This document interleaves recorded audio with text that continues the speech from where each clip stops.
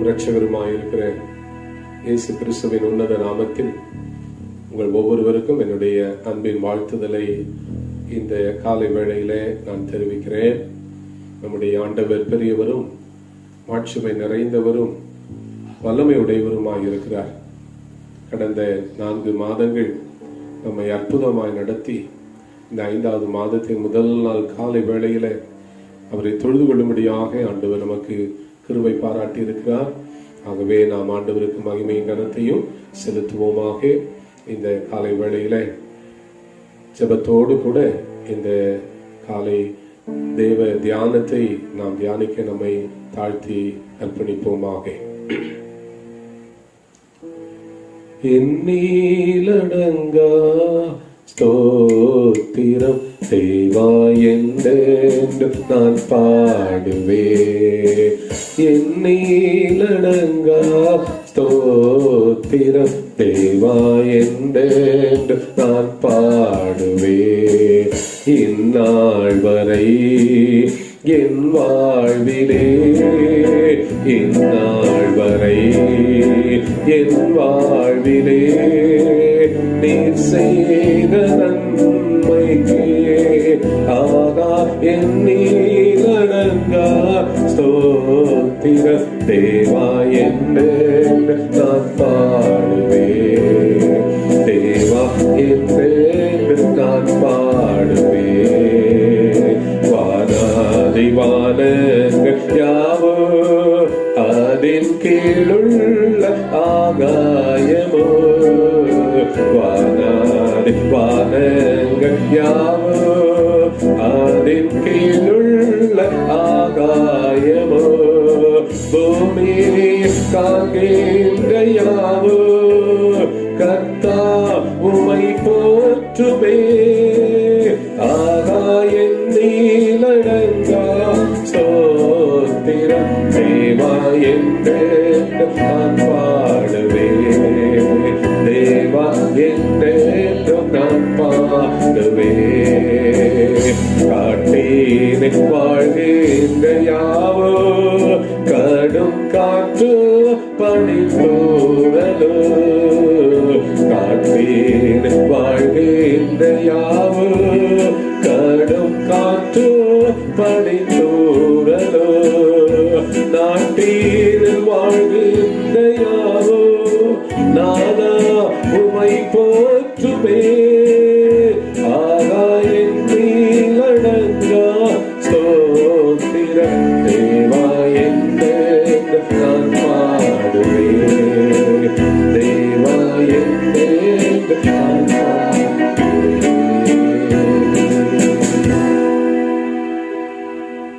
எங்கள் அன்பின் பரலோக பிதாவே, புதிய மாதத்தின் முதல் நாள் காலை வேளையிலே உமக்கு நன்றியையும் ஸ்தோத்திரங்களையும் நாங்கள் ஏறெடுக்கிறோம். கர்த்தர் நல்லவர் என்பதை ருசித்து பாருங்கள் என்று வேதம் சொல்லுகிறபடி இந்த 4 மாதங்கள் ஆண்டவரே மிக நெருக்கடியான சூழ்நிலையிலும் கர்த்தர் எங்களுக்கு நல்லவராய் இருந்ததற்காக உமக்கு நாங்கள் நன்றிகளையும் ஸ்தோத்திரங்களையும் ஏறெடுக்கிறோம். ஆண்டவரே, இந்த காலை வேளையுடைய பிரசன்னம் இந்த வார்த்தைகளை கேட்கிற எல்லா பிள்ளைகளுடைய வாழ்க்கையிலும் அவருடைய வீடுகளிலும் இறங்கி வரும்படியாய் ஜெபிக்கிறேன். ஆண்டவரே, 5வது மாதத்துல ஆண்டவரே ஒரு புதிய ஆசீர்வாதத்தோடு நாங்கள் பிரவேசிக்க எங்களுக்கு நீர் கிருபை செய்வீராக. ஆண்டவரே, உம்முடைய நாமம் வல்லமை உள்ளது, உம்முடைய நாமம் அதிசயமானது. ஆண்டவரே, உம்முடைய பிள்ளைகளாகி எங்களுக்கு நீர் அற்புதங்களை செய்ய வல்லவராய் இருக்கிறேன். இதுவரை பாராட்டின எல்லா உதவி ஒத்தாசைகளுக்காக நாங்கள் உமக்கு நன்றி செலுத்துகிறோம். பரிசுத்த ஆவியானவர் எங்களோடு இருப்பீராக. இந்த வார்த்தைகளை ஆசீர்வதி. இந்த வார்த்தைகளை கேட்க போகிற பிள்ளைகளுடைய இருதயத்தில் ஒரு பெரிய மகிழ்ச்சியை தருவீராக. விசுவாசத்தோடு அவர்கள் கேட்பார்களாக. ஆவியானுடைய எழுப்புதல் ஆண்டவரே ஒவ்வொருவருடைய இருதயங்களிலும் உண்டாகும்படி நான் ஜெபிக்கிறேன்.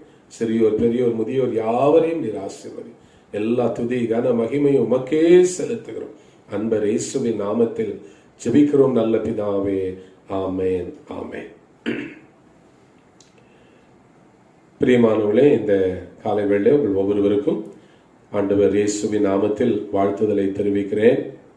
நீங்கள் ஒவ்வொருவரும் கிறிஸ்துவுக்குள்ளே சுகமாய் இருப்பீர்கள் என்று சொல்லி நான் விசுவாசிக்கிறேன்.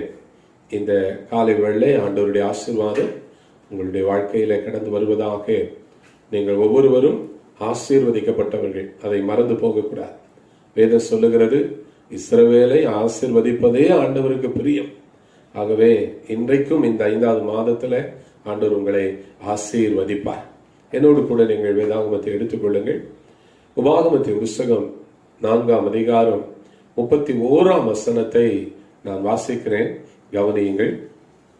உபாகமம் 4ஆம் அதிகாரம் 31ஆம் வசனம்.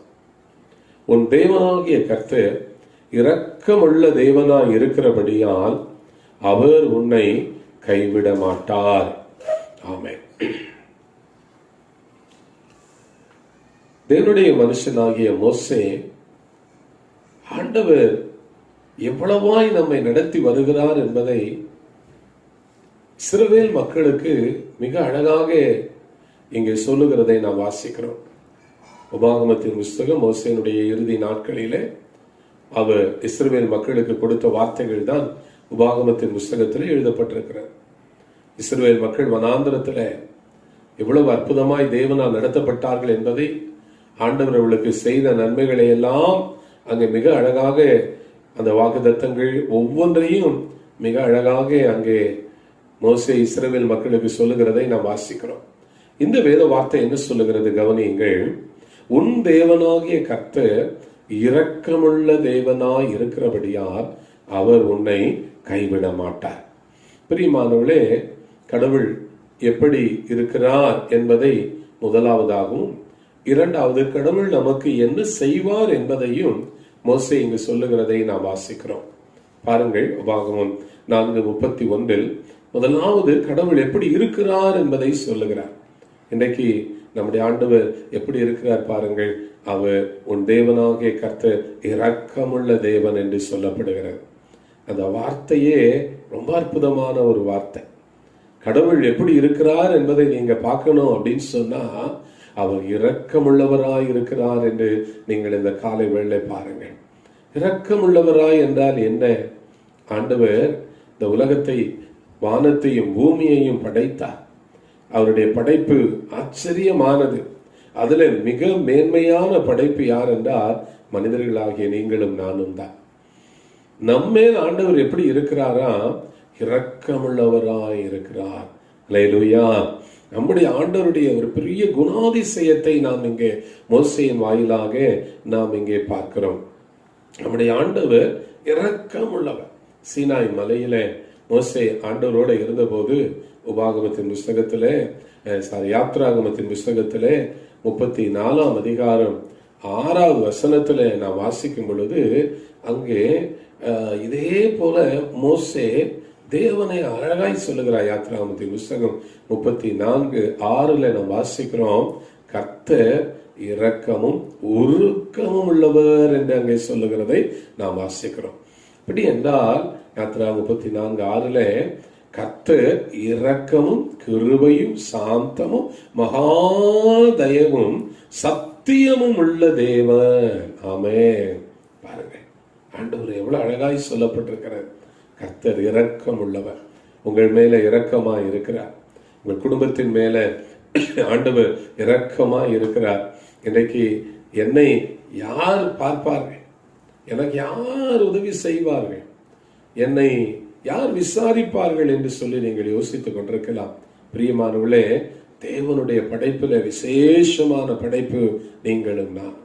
நம்மை ஆண்டவர் எப்படி கவனிக்கிறார் என்றால் இரக்கமாய் இருக்கிறார். கடவுள் எப்படி இருக்கிறார் என்பதை இந்த காலை வேளை உங்களுக்கு சொல்லுகிறேன். ஆகவே பிரியமானவர்களே, சந்தோஷமாய் இருங்கள். கடவுள் இரக்கமுள்ளவராய் இருக்கிறார். இந்த கடினமான நாட்களிலே உலகம் முழுவதும் மக்கள் துன்பப்படுகிறதை நாம் பார்க்கிறோம். மக்கள் எப்படி இருக்கிறார்கள்? அநேக இடங்களில் வியாதியில பிடிக்கப்பட்டிருக்கிறார்கள். சிலர் மருத்துவ உதவி கிடைக்காமல் இருக்கிறார்கள். சிலர் ஆகாரம் இல்லாமல் இருக்கிறார்கள். சிலர் காசு இல்லாமல் இருக்கிறார்கள். இப்படி ஒவ்வொருவரும் ஒவ்வொரு தேவைகளோடு கூட இருக்கிறார்கள். யார் இவர்களுக்கெல்லாம் உதவி செய்ய முடியும்? கர்த்தர் இவர்களுக்கெல்லாம் உதவி செய்வார். ஏன்? வேதம் சொல்லுகிறது, அவர் இரக்கமுள்ள தேவன். இன்றைக்கும் அந்த இரக்கமுள்ள ஆண்டவர் உங்களை ஆசீர்வதிப்பார். பிரியமானவர்களே, ஆண்டவர் பாருங்கள், அவர் இரக்கமுள்ளவராய் இருக்கிறார் என்பதை நாம தியானிக்கும் போதே நமக்குள்ள ஒரு பெரிய மகிழ்ச்சி. அவர் என் மேல இரக்கமாய் இருக்கிறார், அவர் என் பிள்ளைகளின் மேல இரக்கமாய் இருக்கிறார், என் குடும்பத்தின் மேல இரக்கமாய் இருக்கிறார், எங்கள் சபையின் மேல அவர் இரக்கமாய் இருக்கிறார் என்பதை நான் பார்க்கும்போது எவ்வளவு பெரிய ஒரு சந்தோஷம். அந்த சந்தோஷத்தை ஆண்டவர் இன்றைக்கு உங்களுக்கு தருகிறார். இந்த காலை வேளை அன்பானவர்களே, அநேக இடங்களிலே இன்றைக்கு மக்கள் பட்டினியாய் இருக்கிறதை நாம் பார்க்கிறோம். அரசாங்கம் என்ன செய்கிறது? தங்களால் இயன்ற உதவிகளை செய்கிறார். எப்படியெல்லாம் உதவி செய்ய முடியும் அப்படின்னு அரசாங்கம் என்ன செய்கிறது? எங்கெங்கெல்லாம் மக்கள் தேவைகளோடு இருக்கிறார், அரசாங்கம் தாங்கள் உணவு கொடுக்கிற இடத்துல இலவசமாய் உணவை கொடுக்கிறார். எத்தனையோ மனித தெய்வங்கள், எத்தனையோ வயதானவர்களை தேடி போய் பார்த்து அவர்களுடைய தேவைகளை சந்திக்கும்படியாக எத்தனையோ அரிசி உணவு பொருட்களை தாராளமாய் கொடுத்து உதவி செய்கிறார்கள். இதெல்லாம் எதை காட்டுகிறது? அரசாங்கம் உதவி செய்கிறது, மனிதர்கள் போய் உதவி செய்கிறார்கள், நீங்களும் அனைவருக்கு உதவி செய்திருப்பீர்கள். இப்படி என்றால் இதெல்லாம் இரக்கத்தை வெளிப்படுத்துகிறதா இருக்கிறது. இப்படி மனிதர்களே நாம் ஒருவருக்கு ஒருவர் உதவி செய்கிறோம், அரசாங்கம் நமக்கு மனிதர்களுக்கு உதவி செய்கிறது. இப்படி எல்லாரும் உதவி செய்யும் போது வானத்தையும் பூமியும் உண்டாக்கின தேவன், சர்வ சிருஷ்டிகளுக்கும் எஜமானராய் இருக்கிற தேவன் நமக்கு இரக்கம் செய்யாமல் இருப்பாரோ? எபேசியர் 2ஆம் அதிகாரம் 4ஆம் வசனம் சொல்லுகிறது. எபேசியர் 2ஆம் அதிகாரம் 4ஆம் வசனத்துல நாம் வாசிக்கிறோம், கர்த்தர் இரக்கத்தில் ஐஸ்வர்யம் உள்ளவராய் இருக்கிறார். அல்லேலூயா. இரக்கத்துல எப்படி இருக்கிறாரா? ஐஸ்வர்யம் உள்ளவராய் இருக்கிறார். கொஞ்சம் இரக்கம் இல்லை. பவுல் அழகா எபேசு மக்களுக்கு சொல்றார். எப்படி சொல்றாரு பாருங்க, இரக்கத்துல அவர் பணக்காரரா. உலக மனிதர்கள் பணம் வைத்திருப்பார்கள், ஆனால் இரக்கம் இருக்காது. சிலர் இரக்கம் அதிகமாக இருக்கும், உதவி செய்ய பண வசதி இருக்காது. ஆனால் கடவுள் எப்படி இருக்கிறார் பாருங்க, அவர் இரக்கத்துல ஐஸ்வர்யம் உள்ளவராய் இருக்கிறார். நீங்க உங்க வாயில சொல்லுங்க, ஆண்டவரே இரக்கத்துல ஐஸ்வர்யம் உள்ளவரே, இந்த காலை வேளை என்னை ஆசீர்வதியும் என்று சொல்லுங்க. இந்த காலை வேளை என் குடும்பத்தை ஆசீர்வதியும் என்று சொல்லுங்க. நாங்கள் எல்லாம் உம்மை பார்த்து கொண்டிருக்கிறோம் என்று சொல்லுங்க. நிச்சயமாய் ஆண்டவர் உங்களுக்கு உதவி செய்வார். ஆகவே இந்த 1ஆம் தேதி காலை வேளையில சந்தோஷமாயிருங்கள் என்று சொல்லுகிறேன். ஒரு அருமையான குடும்பத்தை குறித்து நான் உங்களுக்கு சொல்லுகிறேன். மிகுந்த தேவையோடு கூட அந்த குடும்பத்தார் இருந்தார்கள். அவர்களிடத்துல கொஞ்சம் உணவுப் பொருள் தான் இருந்தது. இப்ப அந்த உணவுப் பொருளை அவர்கள் சாப்பிட்டு சில நாட்கள் வாழ்ந்தார்கள். ஒரு நாள், இனி இதற்கு மேல நம்மிடத்துல உணவு இல்லை, இனி நாம் என்ன செய்வது என்று சொல்லி அவர்கள் மிகுந்த தேவையோடு கூட ஆண்டவரிடத்திலே கணவன் மனைவி பிள்ளைகளாய் ஜெபித்தார்கள். அடுத்த நாள் அவர்களுக்கு உணவுக்குரிய எந்த ஒரு பொருளும் வீட்டிலே இல்லை. அப்போ ராத்திரி அவர்கள் குடும்பமாய் உட்கார்ந்து ஜெபித்தார்கள். அன்பானவர்களே, கண்ணீரோட கணவன் மனைவி ஜெபித்தார்கள். பிள்ளைகளும் தாய் தகப்பனோட உட்கார்ந்து ஜெபிக்கிறார்கள். அவர்கள் கண்களிலெல்லாம் கண்ணீராய் வருகிறது. ஐயோ, எங்களுக்கு அடுத்த வேளைக்கு ஆகாரம் இல்லையே. யோசித்து பாருங்க, வீட்டுல ஒண்ணுமே இல்லைன்னா நம்முடைய இருதயம் எப்படி இருக்கும்? ஏதோ ஒரு பொருள் கொஞ்சம் குறைஞ்சிட்டா கூட நம்ம என்ன நினைக்கிறோம், உடனே அதை வாங்கி வைத்து விட வேண்டும் என்று நினைக்கிறோம். அவர் வீட்டுல அடுத்த நாளுக்குரியது ஒன்றுமே இல்லை. அவர்கள் எப்படி இருந்திருப்பார்கள்? கண்ணீரோடு அழுதார்கள். தெய்வ சமூகத்துல மன வேதனையோடு அழுதார்கள். ஐயோ, யார் எங்களுக்கு உதவி செய்ய முடியும்? நாங்கள் யாரிடத்திலையும் போய் கேட்பதற்கு எங்களுக்கு கஷ்டமா இருக்கிறது என்று சொல்லி மிகுந்த வேதனையோடு கூட அந்த ராத்திரி ஜெபித்தார்கள். பிரியமானவர்களே, அப்படியே எல்லாரும் ஜெபம் பண்ணி விட்டு தூங்கிவிட்டார்கள். காலையில அவளுக்கு கதவு தட்டப்படுகிற ஒரு சத்தத்தை கேட்டார்கள். யாரோ கதவை தட்டுகிறார்கள். அப்ப அந்த வீட்டின் தலைவர் எழுந்து வந்து யார் நிற்கிறாள் என்று பார்த்தா, அவருக்கு அறிமுகமே இல்லாத ஒரு மனிதன் நின்று கொண்டிருக்கிறார். அந்த பட்டணத்துல ஒரு பெரிய மனிதன். அவன் இதற்கு முன்பதாக பார்த்ததே கிடையாது. இப்போ அந்த மனிதனை இவர் அன்போட பார்க்கிறார். அந்த மனிதன் பேசுகிறான், ஐயா, நேற்று ராத்திரி நான் தூங்கிக் கொண்டிருந்த பொழுது எனக்கு தூக்கமே வரவில்லை. கடவுள் என்னோடு கூட இடைப்பட்டார். நீங்கள் தேவையோடு கூட இருக்கிறீர்கள் என்பதை ஆண்டவர் எனக்கு வெளிப்படுத்தினார். ஆகவே ஆண்டவர் எனக்கு சொன்னபடி அநேக உணவுப் பொருட்களை உங்களுக்காக கொண்டு வந்திருக்கிறேன் என்று சொல்லி ஏராளமான உணவுப் பொருட்களை அவர்களுக்கு கொடுத்து விட்டு சென்றார். என்பார்களே, ஆண்டவர் பாருங்கள் எவ்வளவு ஆச்சரியமாய் செய்கிறார். இந்த மாதத்துல உங்களுக்கு ஆண்டவர் அனுப்புவார், உங்களுக்கு ஆண்டவர் செய்வார்.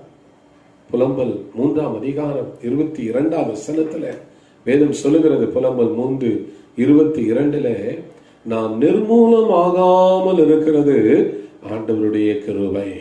அல்லேலூயா.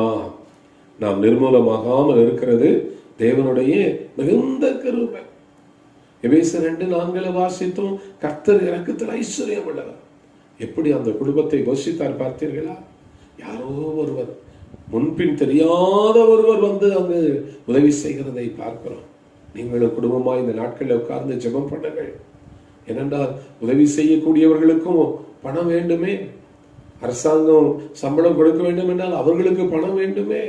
நீங்க பார்க்கிறோம், எத்தனையோ இடத்துல அரசாங்கம் பல சலுகைகளை நிறுத்தி விட்டார்கள். எத்தனையோ இடத்துல சம்பளத்தை நிறுத்தி விட்டார்கள். பிரியமானவர்களே, கர்த்தர் இரக்கம் உள்ள தெய்வன். ஆண்டவருக்கு மகிமை உண்டாகட்டும். இந்த காலை வேளையில உற்சாகமாய் இருங்க. நாம் நிர்மூலமாகாமல் இருக்கிறது தேவனுடைய அளவற்ற கிருபை. இத்தனை நாட்கள் ஆண்டவர் நம்மை போஷித்திருக்கிறார். ஆகவே இனியும் ஆண்டவர் நம்மை போஷிப்பார். இந்த மாதத்தில் ஆண்டவர் ஆச்சரியமானவைகளை செய்வார். இஸ்ரவேல் மக்களை பாருங்கள், வனாந்திரத்தில் அவர்கள் என்ன செய்தார்கள்? ஒன்றுமே செய்யவில்லை. ஆண்டவரே அவர்களை போஷித்தார். இன்றைக்கும் இந்த காலை வேளை ஆண்டவர் உங்களை போஷிப்பார். ஆண்டவர் உங்களை ஆசீர்வதிப்பார். புலம்பல் 3ஆம் அதிகாரத்தில் 31ஆம் வசனம் சொல்லுகிறது, ஆண்டவர் என்றைக்கும் கைவிட மாட்டார். அந்த வார்த்தையை சொல்லி பாருங்க. ஆண்டவர் என்றைக்கும் கைவிட மாட்டார்.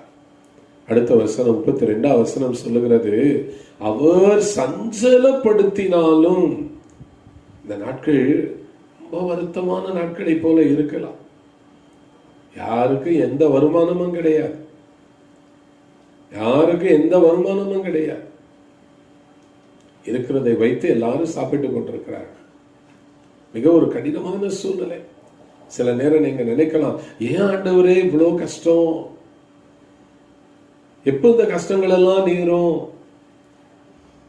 வேதம் சொல்லுகிறது, புலம்பல் 3:32 அவர் சஞ்சலப்படுத்தினாலும் தமது மிகுந்த கிருபையின்படி என்ன செய்வாரா? இறங்குவார். ஆமென். அவர் சஞ்சலப்படுத்தினாலும் தமது மிகுந்த கிருபைகளின்படி இறங்குவார். கிருபைகளின்படி இறங்குவார். இந்த காலை வேளையில உங்களுடைய சஞ்சலங்களை எல்லாம் ஆண்டவர் மாற்றப் போகிறார். உங்களுடைய துக்கமெல்லாம் மாறி போக போகிறார். முகத்தை வாடலாய் வைத்துக் கொண்டிருக்கிற உங்கள் ஒவ்வொருவருக்கும் ஆண்டவர் இந்த காலை வேளை ஆச்சரியமானவைகளை செய்வார். உங்கள் இருதயத்தை அவர் சமாதானத்தால நிரப்புவார். உங்க வீடுகள் சமாதானத்தால நிரப்பப்பட்டிருக்கும். ஆண்டவர் உங்களுக்கு அவர் இரக்கம் செய்ய போகிற ஒரு மாதமாய் இது இருக்கிறது. அவருடைய மிகுந்த இரக்கங்களை நீங்கள் காணப்போகிறீர்கள். துன்பங்கள் நடுவே இருக்கலாம், தொல்லைகள் நடுவே இருக்கலாம், மன வேதனையோடு நீங்கள் இங்கே உட்கார்ந்திருக்கலாம். ஆண்டவரே, இந்த 1ஆம் தேதி காலையில நான் என்ன ஆண்டவரே செய்வது என்று யோசித்துக் கொண்டிருக்கலாம். நான் வாசிக்க கேட்ட பாகம் 4:31 படி ஆண்டவர் அவர் இரக்கமுள்ள தேவனாய் இருக்கிறபடியால், உன் தேவனாகிய கர்த்தர் இரக்கமுள்ள தேவனாய் இருக்கிறபடியால்.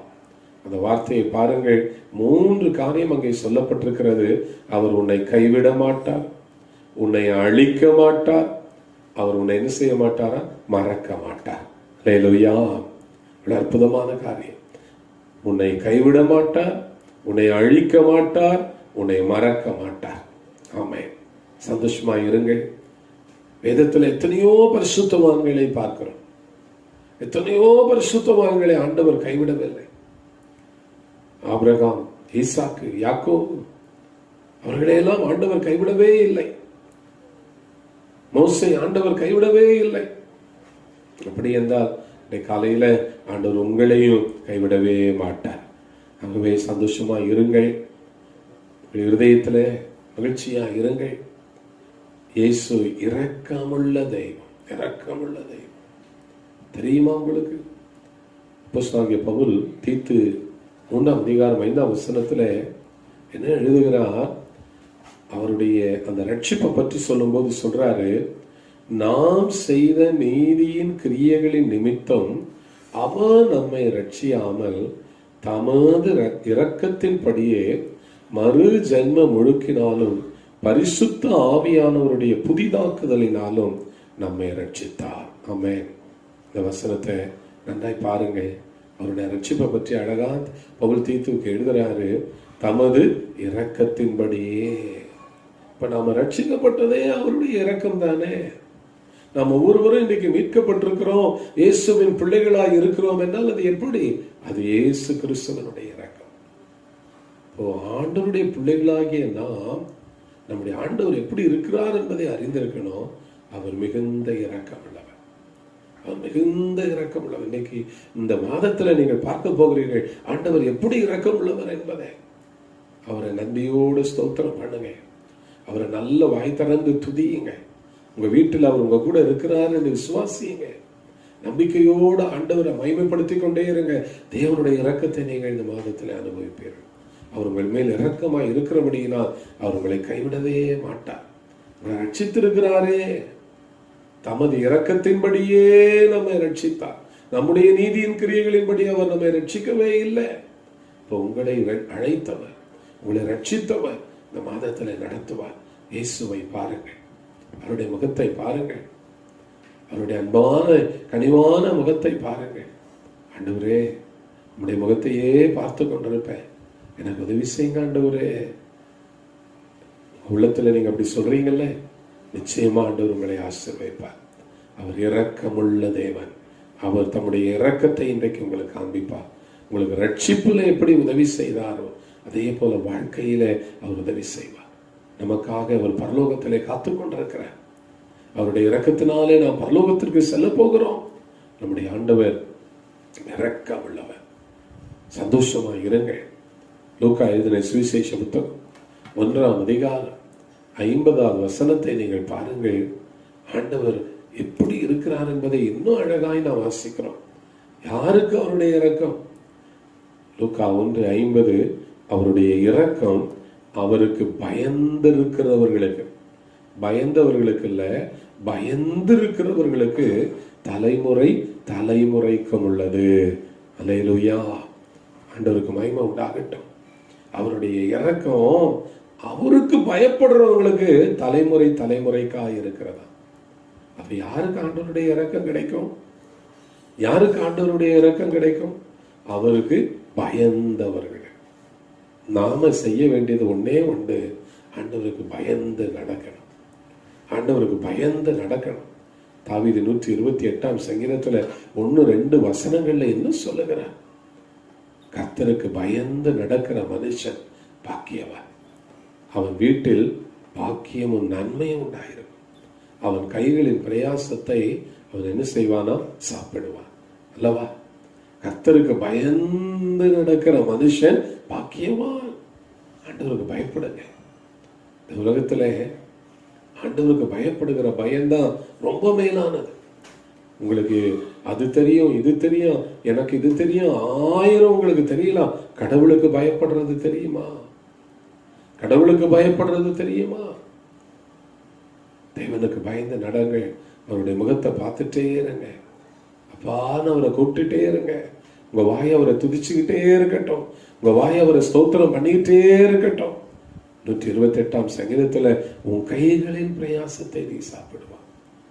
இந்த மாசம் உன் கைகளின் பிரயாசம் ஒண்ணுமே வேலை செய்யல. எப்படி? ஆண்டவர் உங்களை ஆசீர்வதிக்க வல்லவராயிருக்கிறார். உனக்கு பாக்கியமும் நன்மையும் உண்டாயிருக்கும். அல்லேலூயா. உனக்கு இந்த மாசம் பாக்கியமும் நன்மையும் உண்டாயிருக்கும். பாக்கியமும் நன்மையும் உண்டாயிருக்கும். உங்க வீட்டுல பாக்கியத்தை நன்மையை நீங்கள் பார்க்க போகிறீர்கள். உங்க வீட்டுல நிரம்பி வழிகிற ஆசீர்வாதத்தை நீங்கள் காண போகிறீர்கள்.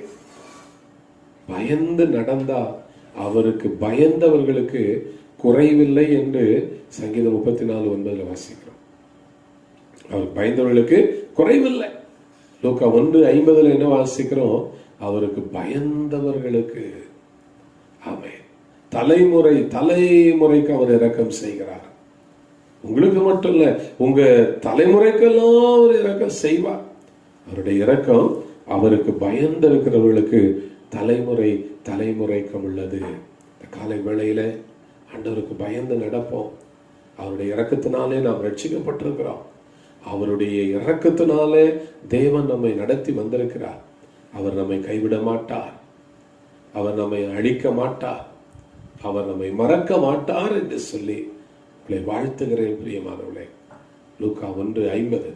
அவருக்கு பயந்தவர்களுக்கு அவருடைய இரக்கம் தலைமுறை தலைமுறைக்கு உள்ளது. ஆண்டவருடைய இரக்கம், ஆண்டவருக்கு பயந்து நடந்தா நம்மளுக்கு தலைமுறை தலைமுறைக்கு உள்ளது. நம்மை உருவாக்கினவர் அவர், நம்மை வழிநடத்துகிறவர் அவர். ஆகவே நம்பிக்கையிலே நாம் சோர்ந்து போக வேண்டாம். இயேசுவை நம்புங்கள். இயேசு இரக்கமுள்ள தெய்வம், இயேசு இரக்கமுள்ள தெய்வம். இந்த காலை வேளையில உங்களை வாழ்த்துகிறேன். சூழ்நிலைகள் எதுவா இருந்தாலும் கர்த்தருக்குள்ளே சந்தோஷமாயிருங்கள். எல்லாம் ஒரு நாள் கடந்து போகும். பழையபடி அதே ஆசீர்வாதமான நாட்களுக்குள்ளே, மகிழ்ச்சியான காலங்களுக்குள்ளே நாம் செல்ல போகிறோம். ஆகவே இதுவும் ஒரு நல்ல சூழ்நிலை. இந்த சூழ்நிலையிலும் கடவுள் நம்மை நடத்துவார் என்று விசுவாசியுங்கள். நான் இப்பொழுது உங்களுக்காக ஜெபிக்க போகிறேன். என்னோடு கூட தலை வணங்கி இந்த 5வது மாதத்தை நாம் அர்ப்பணித்து நாம் ஜெபிப்போமாக. இரக்கமுள்ள எங்கள் அன்பின் தகப்பனே, இந்த நல்ல மாதத்தின் காலை வேளைக்காக உமக்கு நன்றி செலுத்துகிறோம். முதல் நாளை நீர் ஆசீர்வதிங்கப்பா. ஆண்டவரே, பலவித எதிர்பார்ப்புகளோடு நாங்கள் நின்று கொண்டிருக்கிறோம். பட்டணத்திலே தேசத்திலே சூழ்நிலைகள் வித்தியாசமாக இருக்கிறது. ஆனாலும் எங்கள் தேவன் எங்களை நடத்த நீர் போதுமானவர். கர்த்தருக்கு பயந்து நடக்கிற மனுஷன் பாக்கியவான். அவன் கைகளின் பிரயாசத்தை சாப்பிடுவான். பாக்கியமும் நன்மையும் அவனுக்கு உண்டாயிருக்கும் என்னுடைய வார்த்தை சொல்லுகிறபடியே இந்த காலை வேளையில அவருடைய இரக்கம் அவருக்கு பயந்தவர்களுக்கு தலைமுறை தலைமுறைக்கு உள்ளது. ஆம் தகப்பனே, நாளை ஆசீர்வதியும், இந்த மாதத்தை ஆசீர்வதியும். ஒவ்வொருவரும் என்ன செய்வோம் என்று ஆண்டவரே சிந்தித்துக் கொண்டிருக்கிறார்கள். கர்த்தர் தான் வானத்தின் பல கனிகளை திறந்து விழாமல் போக மட்டும் உடைய பிள்ளைகளை போஷியுங்க ஆண்டவரே. கர்த்தாவே, இந்த நாள்ல நம்முடைய தேவன் இரக்கமுள்ள தேவனாய் இருக்கிறபடியா அவர் நம்மை கைவிட மாட்டார் என்று விசுவாசிக்கிற இருதயத்தை ஒவ்வொருவருக்கும் தார். ஒவ்வொரு வீட்டிலும் குறைவான காரியம் இருந்தாலும் 5 அப்பம் 2 மீனை ஆசீர்வதித்தது போல என் ஆண்டவர் ஆசீர்வதியும். அற்புதங்களை செய்தரும். ஒவ்வொரு வீட்டிலும் ஆண்டவர் ஆச்சரியமான காரியங்களை செய்தரும். எங்கிருந்து வராது என்று நினைக்கிறார்களோ அங்கிருந்து நன்மைகள் வரட்டும் ஆண்டவரே. அப்படியே ஆண்டவர் ஒவ்வொருவருக்கு செய்ய போகிறதற்காக ஸ்தோத்திரம். ஆண்டவரே, இந்த காலையில அநேக வீடுகள் நன்மைகளால் நிரப்பப்படுகிறதற்காக ஸ்தோத்திரம். அநேக வீடுகள் கர்த்தரால ஆசீர்வதிக்கப்படுகிறதற்காக ஸ்தோத்திரம். இதோ உன் மாப்பி செய்கிற தொட்டி ஆசீர்வதிக்கப்பட்டிருக்கும் என்று சொன்னீரேன். உன் களஞ்சியங்கள் பூரணமாய் நிரம்பும் என்று சொன்னீங்களப்பா. ஆமாண்டவரே, அந்த வாக்கு தத்தங்கள் எல்லாம் நிறைவேறட்டும். வெறும் தண்ணீர் திராட்சரசமாய் மாறட்டும் ஆண்டவரே. குறைவுகள் எல்லாம் நிறைவாய் மாறட்டும். உங்களுடைய பிள்ளைகளை சந்தோஷமாய் வைப்பீராக. ஒவ்வொருவரும் மகிழ்ச்சியாய் இருப்பார்களாக. இந்த நாட்களையும் அவர்கள் எப்படி நடந்து கொள்ள வேண்டும் என்பதை கற்றுக் கொடுப்பீராக. நல்ல ஆவியானவர் எங்களோடு கூட இருக்கிறதற்காக ஸ்தோத்திரம் அப்பா. ஒவ்வொருவரையும் வாழ்த்தி ஆசீர்வதிக்கிறேன். சீக்கிரத்திலே சூழ்நிலைகளை மாற்றி போடும். எங்கோ ஆண்டவரே மக்கள் கஷ்டத்துல இருக்கிறார்களோ அங்கெல்லாம் உங்களுடைய இரக்கத்தை நீர் வெளிப்படுத்தும்படி ஆய்ச்சபிக்கிறோம். சீக்கிரம் நன்மைகள் உண்டாகட்டும். நல்ல காரியங்களை நாங்கள் கேட்க உதவி செய்தார்கள். ஆண்டவருடைய ஆசீர்வாதம் எங்கள் அனைவரோடும் கூட இருப்பதா. எல்லா மகிமையும் உமக்கே தருகிறோம். மீட்பரும் இரட்சகருமாயிருக்கிற இயேசு கிறிஸ்துவின் நாமத்தில் ஜெபிக்கிறோம் நல்ல பிதாவே. ஆமென், ஆமென். ஆண்டவர் உங்களை ஆசீர்வதித்து காப்பாராக. God bless you. God bless you.